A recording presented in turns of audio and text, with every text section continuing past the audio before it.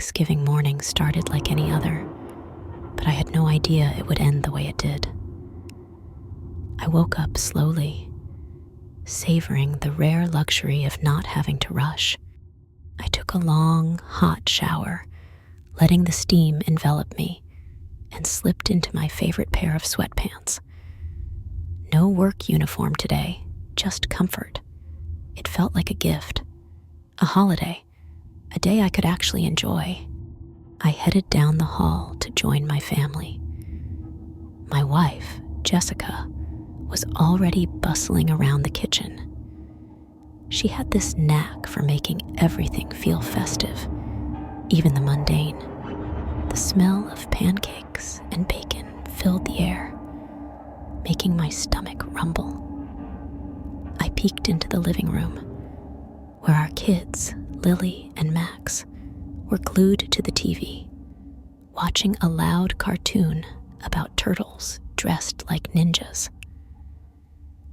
I couldn't help but smirk. "Good morning, Eric," Jessica greeted me with a kiss on the cheek.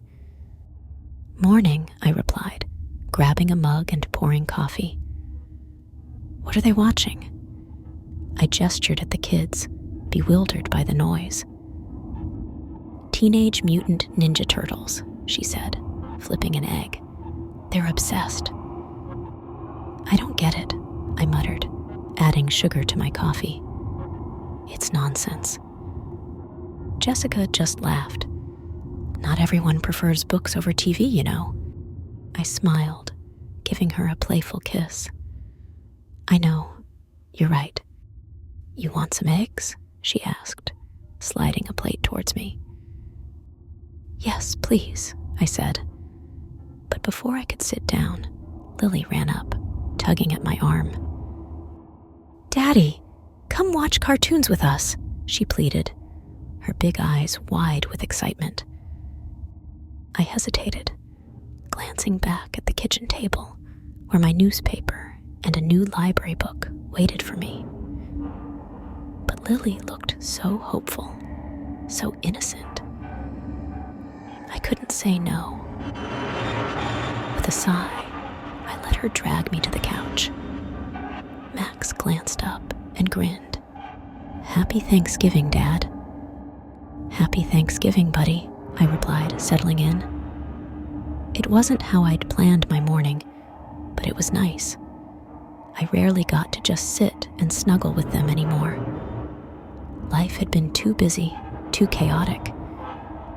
After breakfast, the kids continued watching TV while I moved back to the kitchen. I loved cooking big meals, and today was no exception.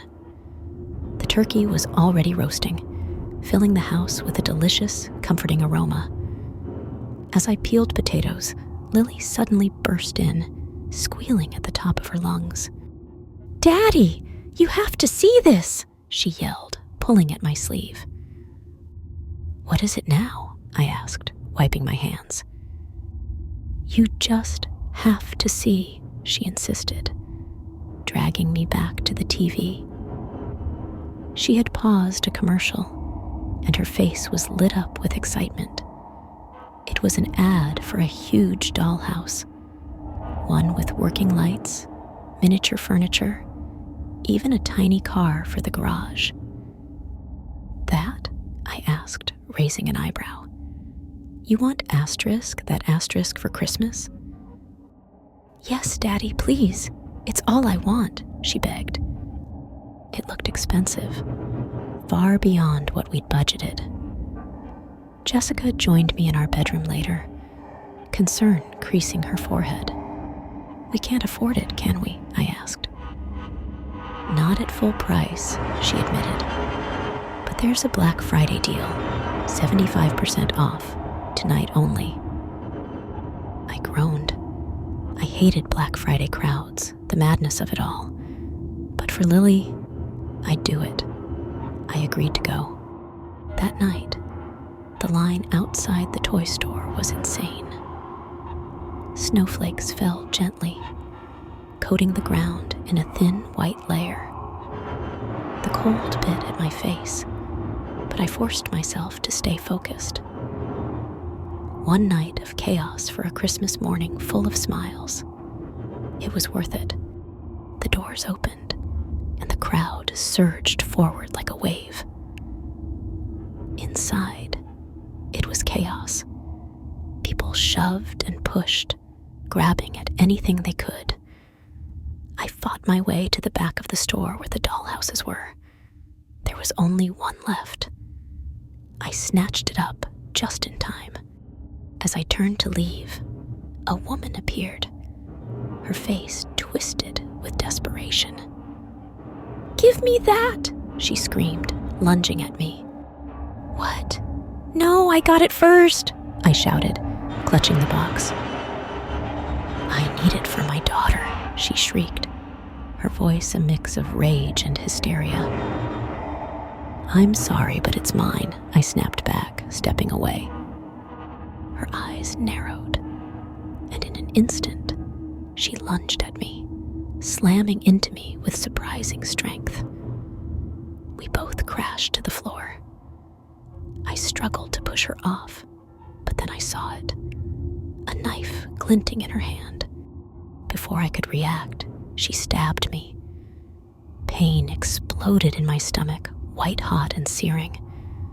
I gasped, the air rushing out of my lungs. Blood soaked through my shirt, pooling on the cold tile floor. "Give it to me," she screamed again, her face wild with a manic smile as she wrenched the dollhouse from my weakening grip. She laughed, a high, crazed sound, and ran off into the crowd, clutching the toy. The world around me dimmed. The noise of the store faded into a distant buzz. I could feel my strength slipping away, the life draining from me. A store employee knelt beside me, his face pale with shock. "Stay with me," he shouted, pressing his hands against the wound. "Don't close your eyes." But I was so cold, so tired. My vision blurred, and I could barely make out his face. My thoughts drifted back to Lily, her smile, her excitement. I wanted to see her face one last time.